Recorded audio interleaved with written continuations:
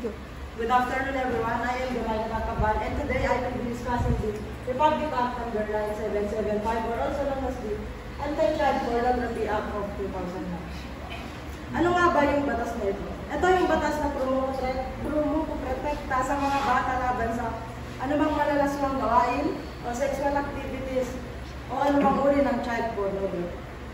So, under Rule 1, we have Section 1. It is also known as the Anti-Child Pornography Act of 2009. So, this law aims to protect children from all forms of abuse, exploitation, and child pornography.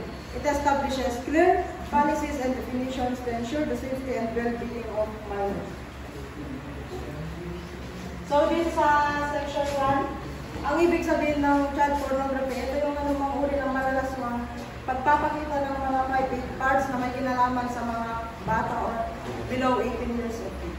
Next is the Section 2, we have Declaration of Policy. Para saan nga ba itong batas na ito? Itong batas na ito ay para sa mga batang naging biktima ng child pornography.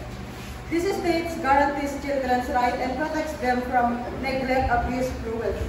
Example, a minor being forced to participate in any sexual activities is violation under this rule. So, ito pa, if an adult asks a child to take explicit photos or videos through online messaging, it is violation under this law. So, meron din tayo tinatawag dito na international treaties, which means, if, kunyari, kapag yung Filipino is nag-commit ng crime abroad, dito papasok yung tinatawag natin na international treaties, which is allow cooperation between two countries to arrest and prosecute that person. So, next is Rule 2, Section 3, definition of terms versus the Act. This law prohibits the distribution, production, and possession of child pornography. So, second one is the child. Ito yung mga below 18 years of age, pwede rin lumagpas ng 18 basta yung tao ay may physical or mental condition. Example is 16 years old is considered automatically as child of this. While the 20 years old, which is meron siyang mentally condition, maaari pa rin pumasok dito sa tinatawag natin yung RA 9775. So the third one is the child pornography. Example of child pornography, it is the video of a minor being involved in sexual activities is child pornography. Hindi lang ito actual or either simulated din siya. So when we say simulated, ito yung mga example yung mga comic strip or yung mga animation content which portrays the children to sexual activities. So next is the council. It refers to interagency council against child pornography, which is responsible for monitoring, coordinating, and enforcing rules under this law. So next is the explicit sexual activities. It includes real or simulated. Kung sinabing real, ito yung real video kung saan yung isang minor de edad ay nagbibideo yung kanyang sarili at sinisend sa ibang tao. So when you say simulated naman, ito yung kunyari yung mga AI image, pwede rin siya maging under this section. It includes sexual intercourse, bestiality. So when you say bestiality, sexual acts with animals, masturbation, sadistic or masochistic abuse. Ito yung pananakit habang may sexual na intention. Next is the lascivious exhibition of private parts. Ito yung pagpapakita ng mga masiselang bahagi ng parte ng katawan. For example, is yung breast, yung mga parts ng pubic hair area. So next is internet address. So yung sinasabi dito na internet address, ito yung mga online platform or website kung saan pinapalaganap ang child pornography. So, internet content host naman, from the word host, ito yung mga nagpapalaganap ng pornography online. So, when we say, next is the internet service provider. So, ito yung tinatawag na ISP. Ito yung nag-responsible upang i-block or sila yung nag-detect ng mga involved ng child pornography. Next is the grooming. Grooming, it is yung building relationship with child. Ito yung kakaibiganan niya muna yung isang bata. Hanggang sa itong bata, pag medyo nagtagal na yung gano'n, ay parang i-exploit nila into sexual activities. Next is the luring. It is made by means of computer system. So, luring, example is ito yung, kunyari ako, may edad na, tas yung bata na gusto kong i-chat, parang minor edad ka lang, below 18. Ako nagpanggap ako na bata na kaedad niya para lang pumayag siya at para lang magusto ko din yung gusto, makakuha ko din yung gusto ko dun sa bata. Next is the pandering. So yung pandering, ito yung mga pagbebenta ng videos, pag-promote. So example ako, nagtitinda ako ng parang binibenta ko yung videos, pero sinabi ko dun sa videos na yun, may halong sexual intercourse or sexual activities. Pero which is yung videos naman na talaga yun ay walang kahit na anong sexual na activities yung nakapaloob doon. Pero kahit na ganun, under pa din siya at labag pa din sa batas na RA 9775. So, next is the person. Person, it refers to individual who is involved in child pornography. Ito yung mga taong kabilang o naging biktima ng mga child pornography. So, next is the Rule 3. Hindi ko lang naisulat. So, Rule 3, it is the Interagency Council Against Child Pornography. So, this interagency is responsible for coordinating, monitoring, and they are the one responsible for implementation of rules and regulation under this law. So the composition of this interagency is Secretary ng DSWD, Secretary of DOJ, Secretary ng DOLE, Secretary ng Department of Science and Technology. So, ang mga halimbawa ng trabaho nitong sinasabi kong Interagency Council or ang itong Interagency Council ay yung halimbawa, kung may isang website na nagpo-post ng mga larawan ng mga bata, maaaring utusan ng Interagency Council ang NBI at PNP upang mag-imbestiga. So, next is the pag-block ng child pornography websites.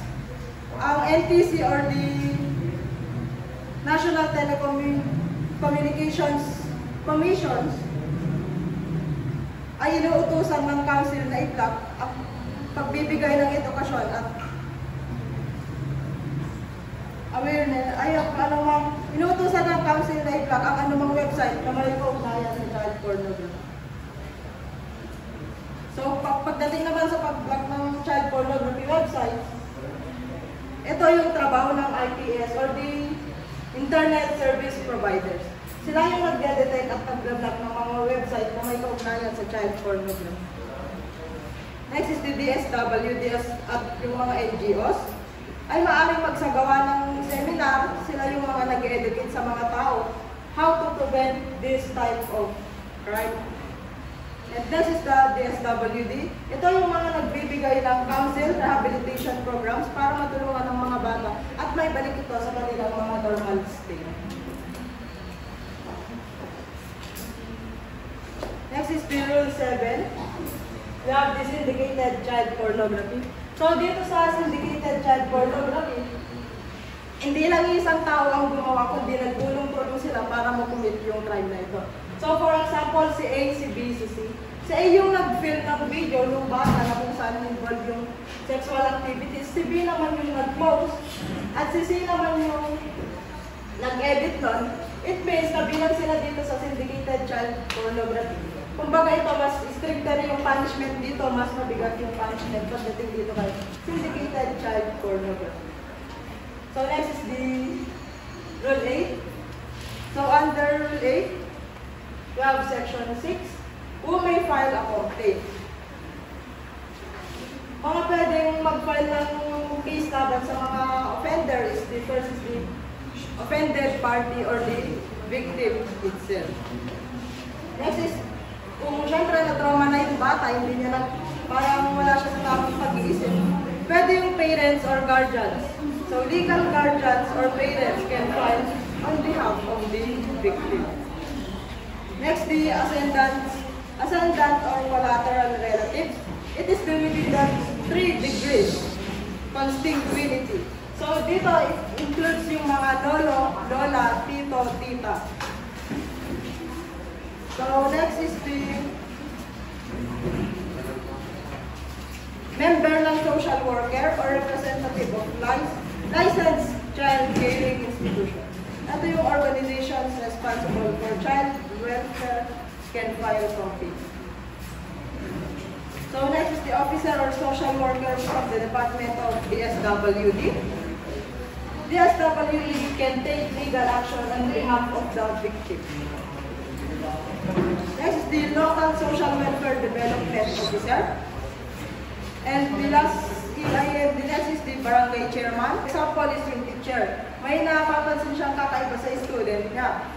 And yung teacher na to, in-inform niya si barangay chairman who along with 2 others. So, bali dito, yung napapansin ni teacher ay na-notice niya na yung victim ay yung bata ay withdrawn. And later, na-find out niya na parang yung bata pala ay victim ng child pornography. Itong tinatawag na RA 9775. So, si teacher i-inform niya ngayon yung barangay chairman. So, si barangay chairman ngayon ang file ng complaint against dun sa offender o dun sa taong gumawa nito sa bata. So, the next is section 14.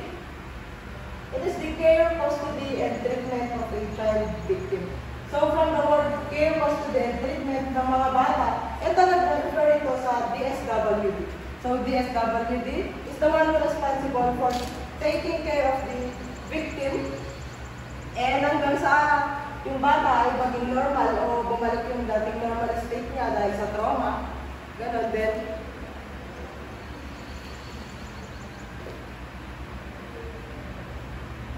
So, dito din may tinatawag din na RA 6981. So, which is yung child and yung bata at yung pamilya niya ay sinesecure na walang nangyayari sa kanila. And then, dito may tinatawag din na under RA 7309. So, yung victim may makukuha na bayad or karampatang bayad dahil dun sa nangyari sa kanya. And then, next is the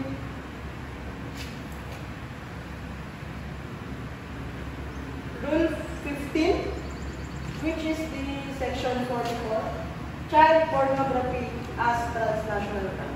So, from the word transnational crime, hindi lang ito pang isang country. So, it means multiple. So, kunyari, for example, dito sa child pornography as transnational crime, US law enforcement, yung mga taga-US, yung US law enforcement agency, na-identify nila na may child pornography website na ino-operated ng Pilipinas. So, yung DOJ ng US, magre-request sila ng assistance from the Philippines DOJ to investigate and prosecute and arrest that person. Yun lang at maraming salamat. Next question. What is the effect of RA 9775 on materials found in computers or other digital devices used for child pornography?